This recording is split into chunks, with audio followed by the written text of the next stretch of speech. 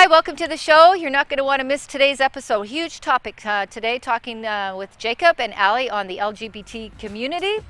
Lots of things to talk about, lots of things to unfold. Exciting topic. You're not going to want to miss it. We'll be right back.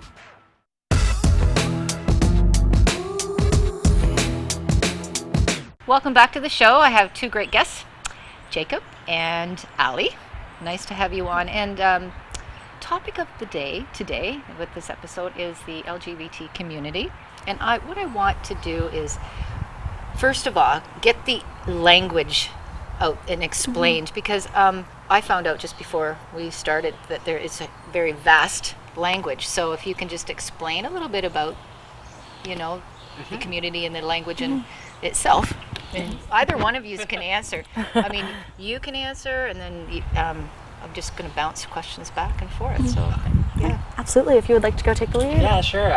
It's something that is so wonderful about the LGBTQ community is that we are always we're always expanding, and we're always bringing in, not bringing in new people, but becoming more aware of how people self-identify and how they understand and that they live their lives. And part of being part of the LGBT community is accepting all different forms of life, of presenting one's gender and presenting one's sexuality and living with these things.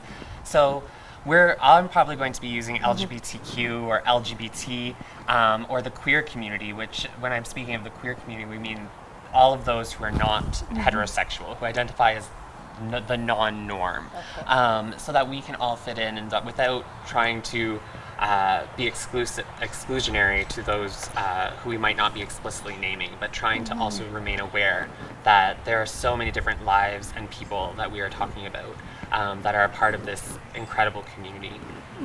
So yeah, if you wanted to jump off that or anything. Definitely. I think you covered it. That was great. So, I mean, what are the hindrances, and what is the community itself doing to help or hinder the lives and just that whole umbrella of people that are in the community?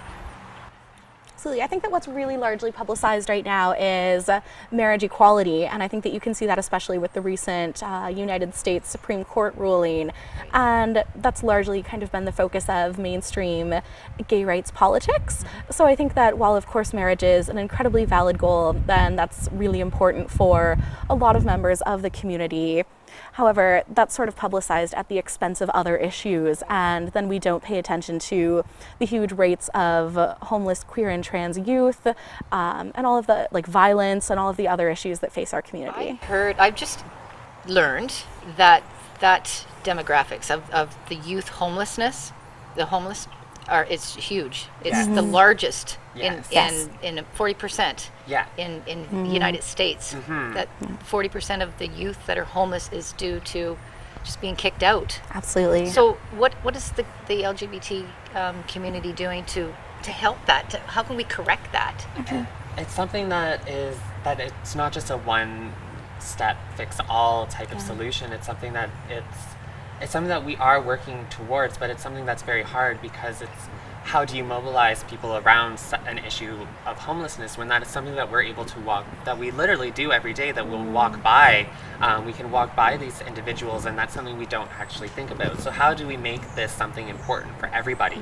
And so you do this through the slow growing acceptance of the LGBT community in straight society. So I mean, part of this might be helped through the passings of something like same-sex marriage, where we're starting to see a growing acceptance in society, where people's minds or their understandings of sexual orientation are beginning to shift. But really, like here in London, we have some incredible initiatives. Which are?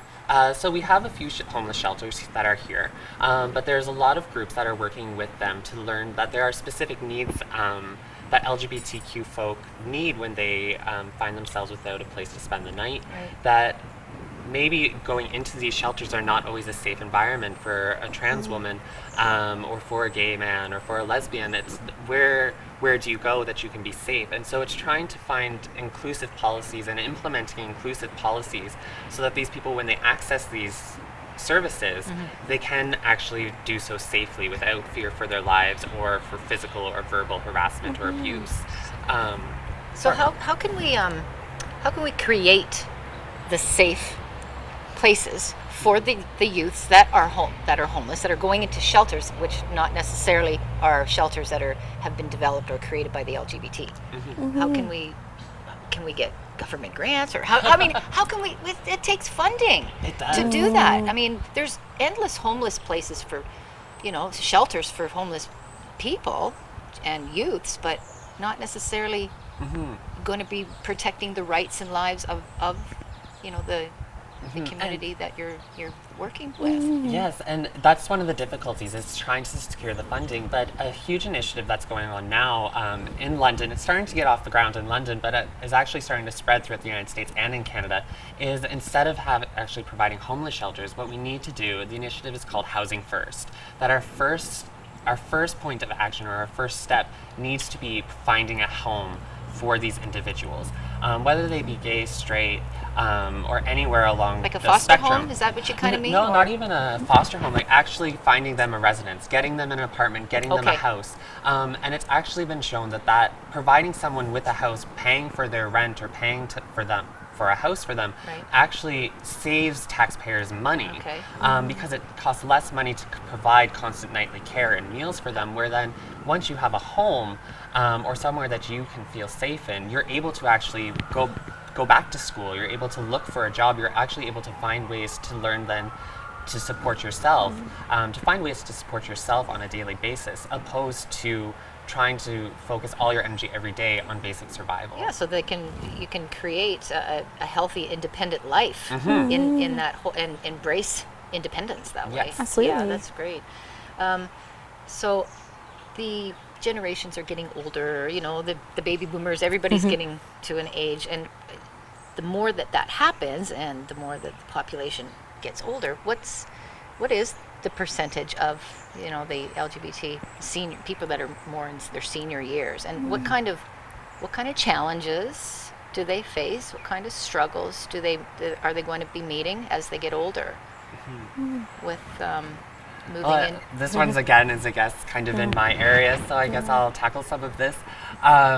Well, the actual percentage we don't know. Right. I don't have an exact number of how many LGBTQ seniors there are, but there are so many different things that we need to be thinking about. And this isn't something that's new, it's just that with this new growing acceptance of LGBTQ folk, that more and more seniors are able to actually to be open to themselves, or to be open to others with their sexuality and their gender identities. So we see now a growing population that find it safe to be out, to actually disclose their sexual orientation. But what we actually need to do is that in Canada and the United States, our focus is actually primarily on when we require old-term care, or care when we are older, is that it's more and more being provided by children. And for LGBTQ seniors, for quite some time, the ability to have children was not an option for them. Right. And in some cases was even illegal, that you could not legally adopt a child if you were gay or lesbian. When did that change? Actually, I'm not entirely sure. In the States, it's going state by state. Right. It depends. And so it's only been in recent years that some states have lifted this ban. In Canada, it's been for quite some time now that you have been able to. But for those who were born in the 60s, 50s, and 70s, that may not have been an option. And I'm not trying to say that no seniors don't have children, that they all don't have children. But when it costs on average in Canada $93,000 a year for a nursing home, many of us don't have that kind of money. Wow. And That's steep. Yeah, extremely expensive. And so then we also need to focus, just like at homeless shelters, is training the personnel then that work at homeless shelters and then also at old age homes, that there are specific needs that might be needed, that an elderly man may, even though may present as a woman, might want to be addressed as a man, that they might be transgender, that a transgender woman may want to wear a dress, and this isn't a sign of dementia or anything like that, that this is a genuine want and need that they want, instead of being persecuted or being punished for that behavior, that it's something that we accept.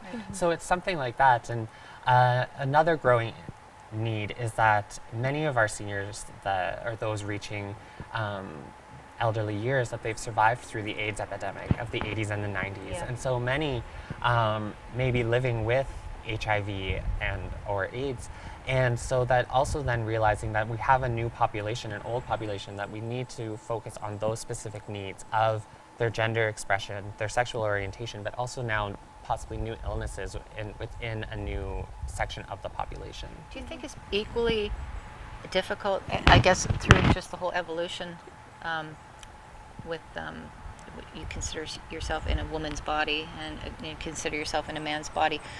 Has it been difficult for one or the other through the whole process? I mean, being in a place of understanding and knowing your identity with your sexuality.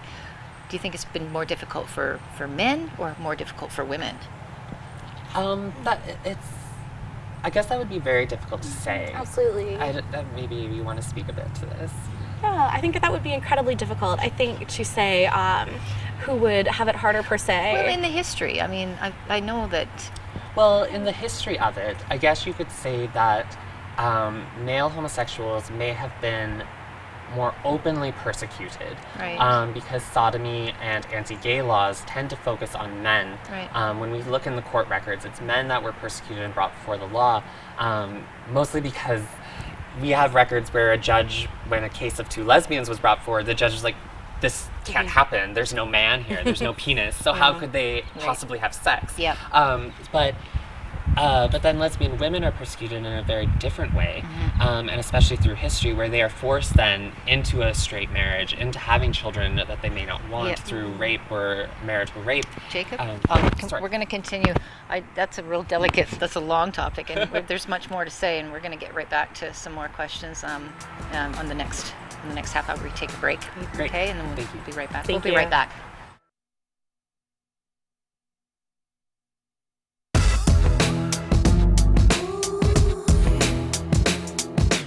Welcome back to the show. Two great guests. And we had to abruptly stop, and I'm really terribly sorry about that. I apologize, but you're very passionate, and I need you to finish the dialogue on So we were question. talking about the persecution of the difference between gay men and lesbian women, and more looking at the history of it. And so when we're talking about the persecution of lesbians and that in history, it's very difficult to actually find this history because often women actually weren't able to leave records that we are able to actually find. And so there are some incredible historians that are doing phenomenal work that are actually unearthing these stories and finding these lesbians and different and queer histories of the past. And so it really depends on one's positionality of how you face different sorts of persecution as a gay woman or as a gay man, which also then even changes in more contemporary life as well. You're a researcher. I mean, you've gone back in the history. I've read a little bit about. You have a PhD and working on a PhD. Working on it. You're working on it, but I mean, to see so much passion and digging up, something that's been. It exists like the trees on the earth. It's natural. It grows. I think that what's important is the more power and the more information that is delivered out to the world with this community, the LGBT, the movie industry and the film industry. I think that's a huge lift for how do you think that's going to help society even come to grips and grasp and embrace that? What's your opinion on the movie industry and the film industry, having more characters portraying as lesbian or gay or transgender? Like, what's your opinion on that? How do you think that's going to help?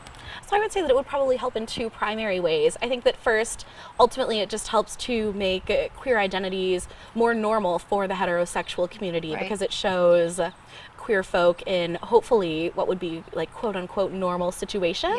And I think that that's wonderful, and that's great exposure. And again, just getting straight audiences to see queer characters on television just raises awareness. I think that the second way in which it helps is especially with the queer youth, though also queer folk generally, because it's hugely important to have yourself represented in the media. If you don't see yourself, it sends the message that there's something wrong with you, that you're not normal. So for queer children growing up, that's hugely important for them to see those media models. Yeah, for sure. I mean, it's like in the movies, you can think of it and look at it and go, God, this is real. A lot of people believe that the movies are real. Definitely. So I think it's great. What about seeing this new curriculum with the school system and bringing in, the teaching and just the awareness of non-heterosexual sexuality and sex in general. What's your opinion on that? How is that going to help the next generation? That's a ballsy move. I think that's great. And your opinion on with that, trying to, it's going to really eliminate a lot of bullying, with kids, because they're going to learn about it at school. Yeah, I think the interesting thing with bullying is that when young folk are cruel to each other on the basis of some sort of identity marker, is that we call it bullying, when in fact it's actually just discrimination, which oftentimes is rooted in hatred and ignorance. And I think that the school curriculum and educating youth about diverse sexualities is that will hopefully combat some of that ignorance, and hopefully then we'll see a lessening in that discrimination as it does become more, again, quote unquote, normal within school systems and among youth. Probably eliminate a lot of the bullying. I mean, because it's ignorance. And when we're educated, things shift. Yeah, and I think just to build on that, I think that not only is this going to be teaching students, but this is even going to be teaching teachers, those who actually are looking after these children, the ones who actually have to recognize this bullying or these types of discrimination, that it'll even teach them now to spot different forms of discrimination that they may not have been aware of. And even now, the impact this will have on queer youth that are actually going to be learning this. Thinking back to my own experiences with sex ed and just being, boys in one room, girls in the other. Hey, this is a penis into vagina. That's the only way to have sex. Yep. To actually sit there, and I remember thinking like, okay, well, that's not me. And to think that there must be something wrong with me, that I must be sick. And then that, with all the other bullying and all the other pressures that are going on in high school and even in elementary school, to have that type of resource and to have then teachers that are prepared to deal with these sorts of issues is going to change and save so many lives. Oh, for sure. Yeah. I mean, it's a huge evolution with that. What are some of the similarities and differences among the members of what's some challenges and some struggles that they face together as a community? Oh, that's a big question. That is a huge question. Oh my goodness. I would say that, it would be incredibly tough to sort of group the community together, because I think that there tends to be a general tendency to group kind of the LGBTQ community as one homogenous group, when in fact there's so much diversity within the community that it's sort of impossible to point to the gay need, because you're going to have, again, just so much diversity within that community. You're going to have different races, different class backgrounds, different abilities, different gender identities, Lifestyle that sort of beliefs thing. are different Absolutely. even within the community. Yeah. Absolutely. And that's something like going back to our conversation before, but the difference between persecution faced by gay men and lesbian women is that there's also a lot of misogyny in the gay community, and so that's something that lesbians again have to overcome, or that we have to continually combat. That lesbians have to completely continue to combat, and that allies, feminist allies, also need to combat and be aware of, especially within a community that is a minority, to realize that and to focus on that we are not oppressing others at the same time as we are trying to liberate ourselves. You work with a lot of members within the LGBT community, and understanding a little bit about how their lives have changed when they've shared with their family. What happens with that when you hear the positive place that they're starting to identify and own their sexuality, and the family is embracing that? What effects happens with that? Like, what kind of positive things happen with that? Would you like to start, or would you like me to? Go ahead. Okay. I think that there's something incredibly liberating where you finally realize that there isn't something wrong, that, that's something like that, I thought I was alone, I thought I was sick, I thought that, that I could be cured. That then to realize that there is an entire community and there's an entire support system there for you, it opens your eyes to an entire another world. And family doesn't really necessarily understand. No. They've probably gone through and wondering, like, there is something, but once they understand and get educated, then it's an empowering place for them to Yeah. be. And I think that's something that's really important is educating yourself, that it shouldn't take a child to come out. The child shouldn't have to come out for you to educate yourself about these types of topics, that you should always be prepared for any event, for that maybe one of your kids will be gay, who knows, and that you are comfortable and know how to handle that sort of situation is really important, and being prepared for that eventuality. And just giving somebody your love and support can mean the world when someone has felt so alone for so long. But the coming out process is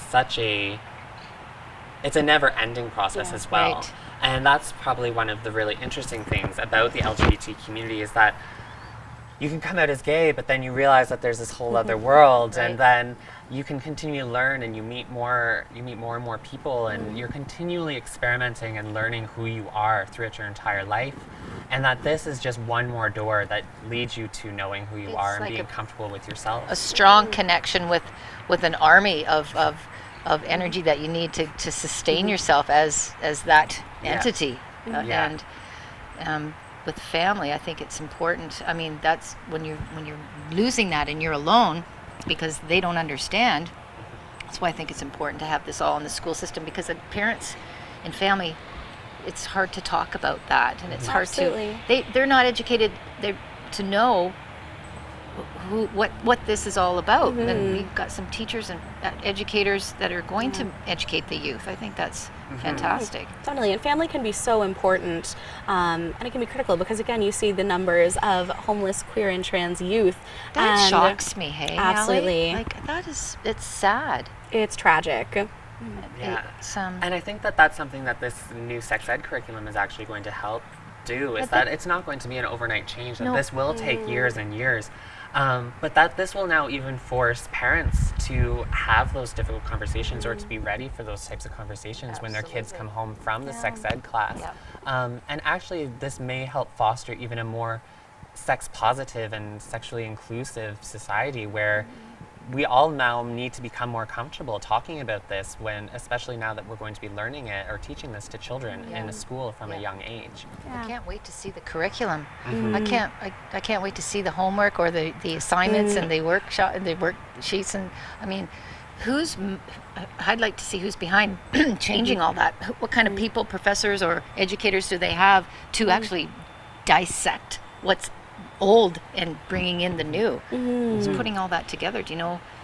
It's a huge collaboration. Yeah, I bet. I know Western University they launched an initiative that now has implemented a gender studies program in high schools. So like even in high school, students will have the option to continue learning about these sorts of things. And that it was a lot of politicians, a lot of experts that realized that our sex ed curriculum is very dated. Great. Nice to have you here. And we'll talk to you soon. Thank you. Thank you. We'll be right back.